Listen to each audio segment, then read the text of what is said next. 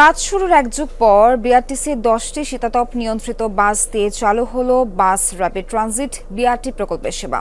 সকালে শিববাড়ি বিমানবন্দর গুলিস্তান রুটে এই যাত্রী সেবার উদ্বোধন করেন সড়ক পরিবহন ও সেতু মন্ত্রণালয়ের উপদেষ্টা মোহাম্মদ ফাজুল কবির খান।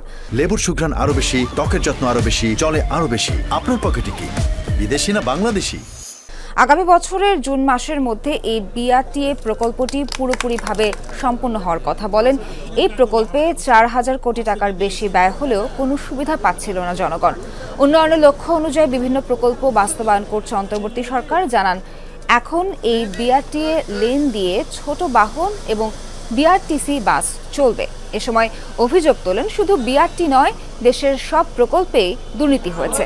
বিগত সরকারের দুর্নীতির ব্যাপারে যথাযথ তথ্য দেয়া হলে ব্যবস্থা নেবে সরকার, এই প্রতিশ্রুতি দেন উপদেষ্টা।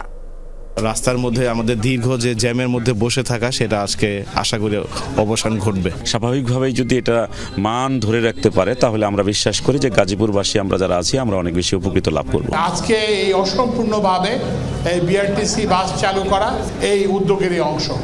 আমরা আশা করি যে এটা মানুষে আপনারা সবাই গাজীপুরবাসী এর সুবিধা গ্রহণ করবে।